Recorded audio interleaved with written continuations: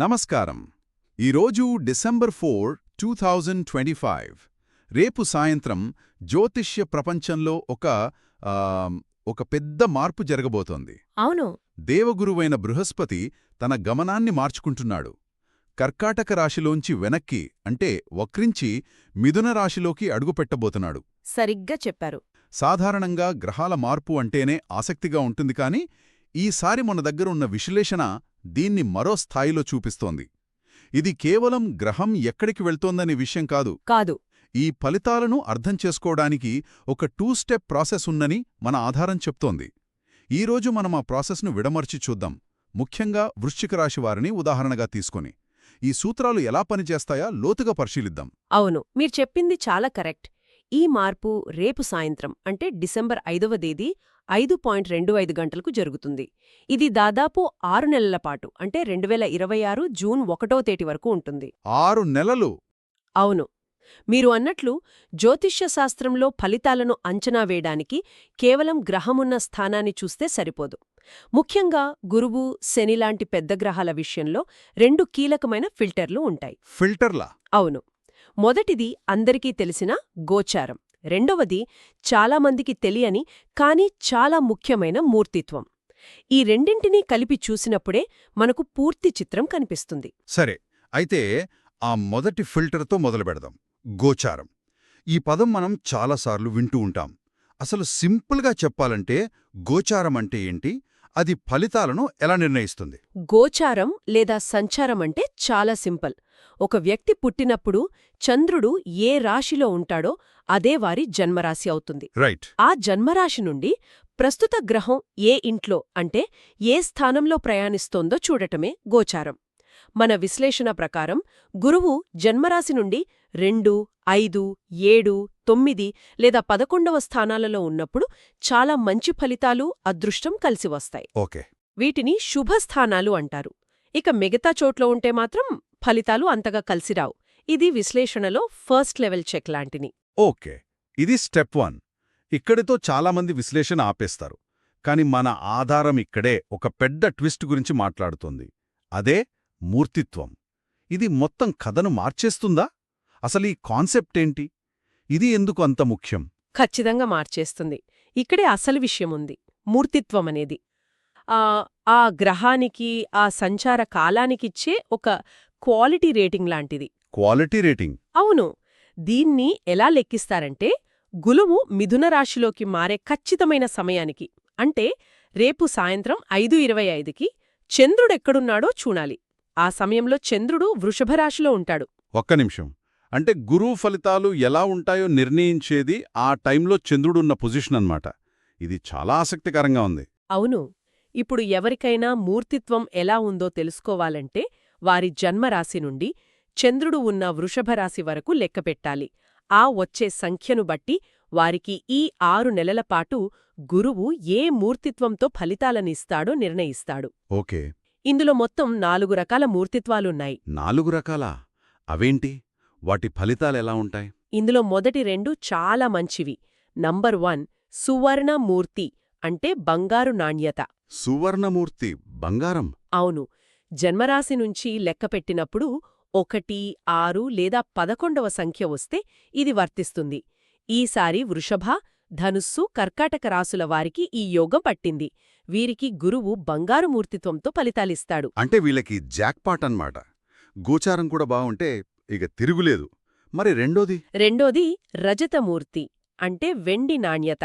2, 5 లేదా 9వ సంఖ్య వస్తే ఇది వర్తిస్తుంది. ఈసారి మేష, మకర, కన్యారాశుల వారికి ఇది దక్కింది. వెండి? ఇది కూడా చాలా శుభప్రదమే. బంగారం కాకపోయినా వెండి కూడా విలువైందే కదా. నిజమే. అంటే ఈ 6 రాసుల వారికి రెండో ఫిల్టర్లో గ్రీన్ సిగ్నల్ వచ్చింది. మరి మిగిలిన 2 మూర్తిత్వాలు? అవి కూడా ఇంతే మంచివా? అక్కడే కథ మారుతుంది. మూడోది తామ్రమూర్తి అంటే రాగి. 3, 7 లేదా 10 సంఖ్యలు వస్తే ఇది వస్తుంది. రాగి? అవును. ఈ సంచారంలో మీనా, వృశ్చిక, సింహరాశులకిది వర్తిస్తుంది. రాగి కూడా విలువైందే కాని బంగారం, వెండి అంత కాదు. అంటే ఫలితాలు యావరేజ్గా లేదా కొంచెం తక్కువగా ఉంటాయని సూచన. ఓకే. ఇక చివరిది లోహమూర్తి అంటే ఇనుము. 4, 8 లేదా 12 సంఖ్యలు వస్తే ఇది వర్తిస్తుంది. కుంభ, తుల, మిథున రాసుల వారికి ఈసారి ఇది దక్కింది. ఇది వ్యతిరేక ఫలితాలనిస్తుందని జ్యోతిష శాస్త్రం చెబుతోంది. ఆహా, ఇదొక 2 ఫ్యాక్టర్ అథెంటికేషన్ లాంటిదన్నమాట. గ్రహం మంచి స్థానంలో ఉండటం గోచారం మొదటి స్టెప్ అయితే, దానికి అనుకూలమైన మూర్తిత్వం రావడం రెండో స్టెప్. రెండూ కలిస్తేనే పూర్తి అనుకూల ఫలితం. ఖచ్చితంగా. ఈ లెక్కన చూస్తే వృషభ, ధనుస్సు, కర్కాటక రాసుల వారికి ఈ సంచారం అద్భుతంగా ఉండే అవకాశం ఉంది. కానీ మన ఆధారం ప్రత్యేకంగా వృశ్చిక రాశిపై దృష్టి పెట్టింది కాబట్టి వారి పరిస్థితి ఎలా ఉందో లోతుగా చూద్దాం. ఎందుకంటే వారి విశ్లేషణ ద్వారా ఈ 2 సూత్రాలు ఆచరణలో ఎలా పనిచేస్తాయో మనకు బాగా అర్థమవుతుంది. కరెక్ట్. వృశ్చిక రాశి ఒక పర్ఫెక్ట్ కేస్ స్టడీ. ఈ 2 ఫిల్టర్లను వారికి అప్లై చేసి చూద్దాం. ముందుగా మొదటి ఫిల్టర్ గోచారం. రైట్. వృశ్చిక రాశి నుండి గురువు వెళుతున్న మిథున రాశి ఎన్నో స్థానమవుతుంది? లెక్క పెడితే 8వ స్థానం. జ్యోతిష్య శాస్త్రంలో దీనిని అష్టమ స్థానం అంటారు. అష్టమ స్థానం. ఆ పేరు వింటేనే కొంచెం టెన్షన్గా అనిపిస్తుంది. అంటే మొదటి ఫిల్టర్లోనే వారికి రెడ్ సిగ్నల్ పడినట్టేనా? అవును. అష్టమ స్థానంలో గురువులాంటి శుభగ్రహం వెళ్లడం అంత మంచిదిగా చూడరు.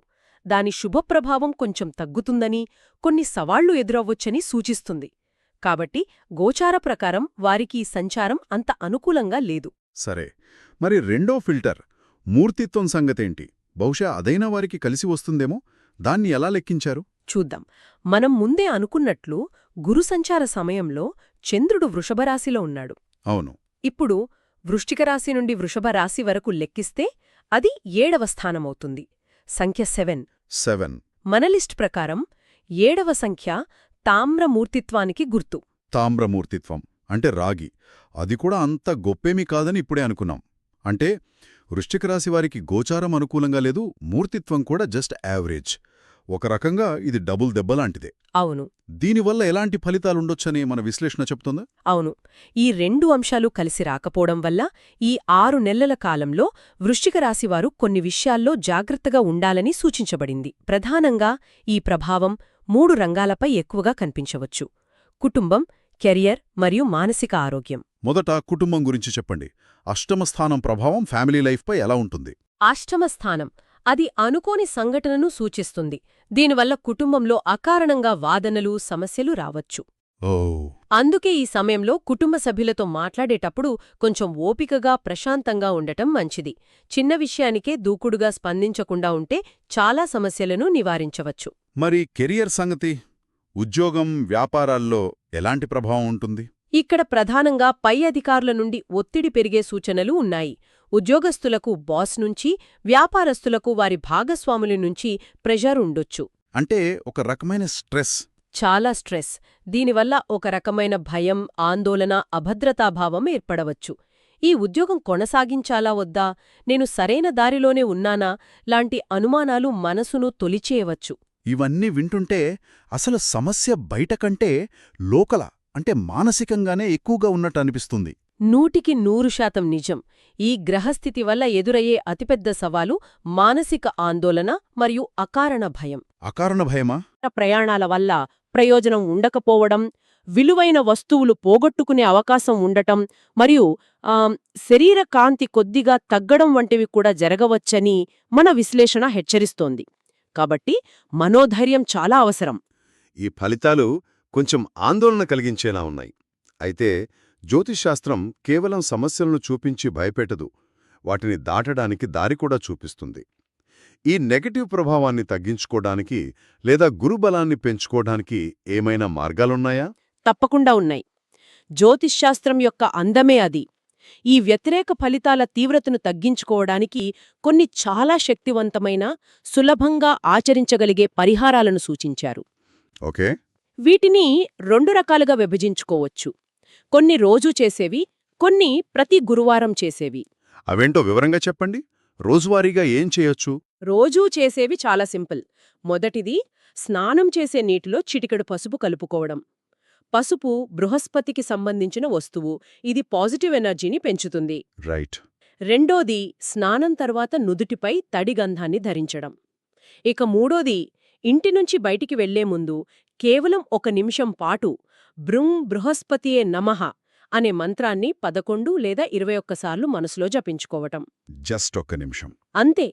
ఇది ఒక రక్షణ కవచంలా పనిచేస్తుంది. ఇవి చాలా సులభంగానే ఉన్నాయి. మరి ప్రత్యేకంగా గురువారాల్లో చేయాల్సిన పవర్ఫుల్ రెమెడీస్ ఏమైనా ఉన్నాయా? ఉన్నాయి. గురువారం బృహస్పతికి ఇష్టమైన రోజు కాబట్టి ఆ రోజు చేసే పరిహారాలకు ఫలితం ఎక్కువగా ఉంటుంది. ఓకే. మొదటిది, నానబెట్టిన